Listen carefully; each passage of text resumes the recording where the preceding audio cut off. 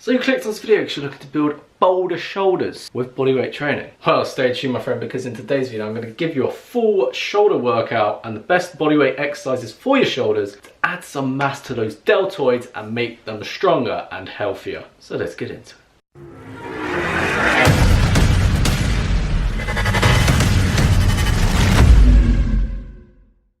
Right, what's crack my friend, how you doing today? If you're an OG subscriber, welcome back to the channel. It's always good to see you here again. But on the other hand, if you are new to the channel and that subscribe button doesn't say subscribe, you better subscribe to the channel and turn on post notifications, because if you're new to bodyweight training and calisthenics, this is the go-to channel for you, because every single video I make on the channel are dedicated specifically for people like you to help you reach your goals faster. Right, so when we look at the muscles that form the deltoid, right, we have the front shoulder, which is the anterior deltoid, the side of our shoulder, the lateral deltoid, and the rear delts, posterior deltoid. In this video, I'm going to give you two exercises which will hit all three heads of the deltoid so that you can build stronger, bigger, and healthier shoulders as a result. So make sure you watch until the very end. So first of all, we're going to look at the exercise which should really make up the bulk of your shoulder workouts and shoulder exercises for bodyweight training, which is pike push-ups. And the pike push-up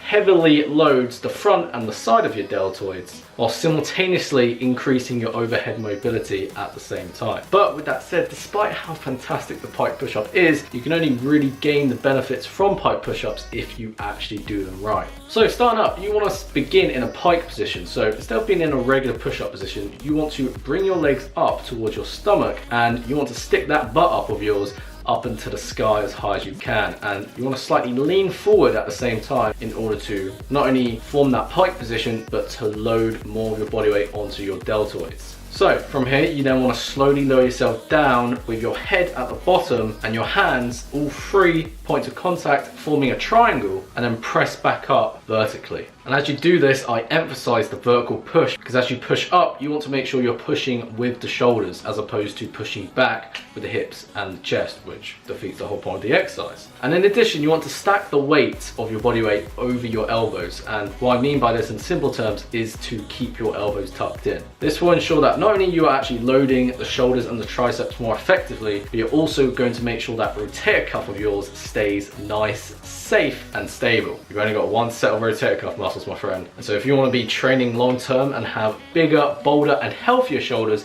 make sure to do this correctly so you don't injure them. So if you don't actually have the adequate strength to perform pike push-ups, then that's how you can have that tendency to flare your elbows out. So instead of putting your shoulder health at risk, what I want you to do instead is to regress the pike push-up by doing elevated and incline pike push-ups. So this will place less of your body weight as the given resistance, so you're going to be able to perform the exercise at a suitable intensity whilst being able to perform the exercise correctly. It's almost like with regular push-ups. If regular push-ups are too hard, you perform them on an inclined surface. And then as you progress, you can slowly lower the elevation of the surface until you're doing regular pike push-ups on the floor. And then I'd say maybe when you do about 15 clean, strict, controlled pike push-ups, you can throw your feet up on the elevated surface and do elevated pike push-ups to further load those deltoids. And the same principles apply. Press vertically up with the shoulders and keep those elbows tucked in. And as well as increasing the elevation of our feet, we can also manipulate the positioning of our body to further increase the intensity of the exercise. So for example, when you're pushing up, the further your hips are away from the center line of your body, the easier it's going to be. But if you bring your hips closer overhead, the harder the exercise is going to be. And another example of this is that you can actually increase the angle of the push. So as you can see here in this clip I'm going to show you, when you lean your head forward as far as you can,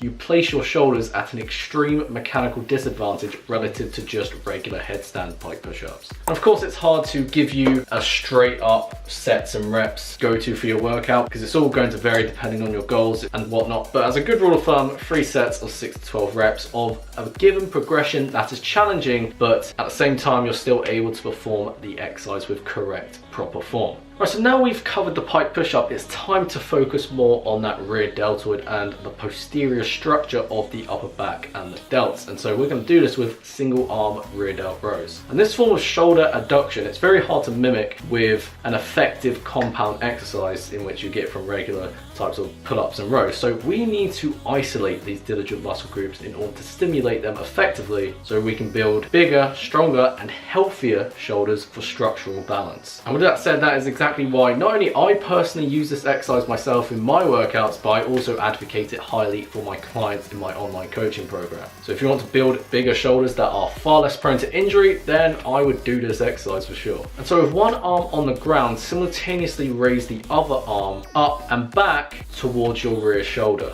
And as you do this, you want to rotate your shoulder outwards in order to create that external rotation to further stimulate that rotator cuff structure. Squeeze out the peak contraction for a second or two and then slowly lower yourself down on the eccentric. And as you do this, you want to keep the opposing arm, the arm that isn't under direct tension, straight throughout the movement. And as you do this properly and you really focus on that mind-muscle connection, you'll find that your obliques actually get a pretty good workout from this, because there's an anti-rotation element, as you have to keep your body line straight throughout. Because when you twist your body, you defeat the point of the exercise. And so here, as we are training small and diligent muscle groups of the shoulder, we want to be taking the exercise itself slow and controlled. So not only make sure we're training and stimulating the muscles effectively, but to also increase the time under tension in a way that will further increase the intensity of the exercise. And so when you apply what I've said before, where you squeeze at the peak contraction for a second or two and slowly perform the eccentric for several seconds, you most likely won't actually need any external weight whatsoever. But when 3 sets of 15 reps become too easy, you can add some additional weight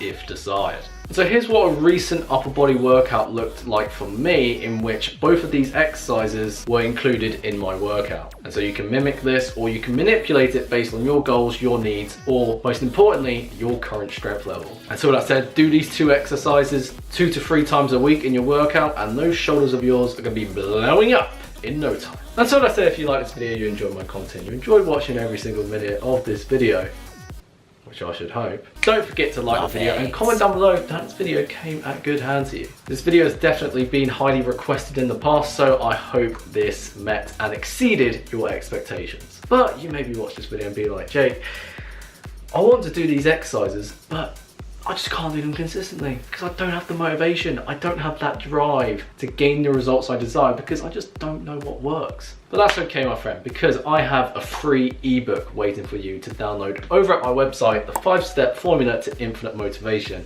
Wave goodbye to your excuses and say hello to rapid results by exploiting the sacred principles to become so damn motivated that motivation itself doesn't become an issue. And when motivation is never an issue, no one's going to hear your excuses, because it will be the results that'll be doing all the talking. So that said, make sure to download your free copy now, as I'll leave it down in the description below. And so as that's enough for me today, enjoy the rest of your day, my friend, and as always, stay beautiful.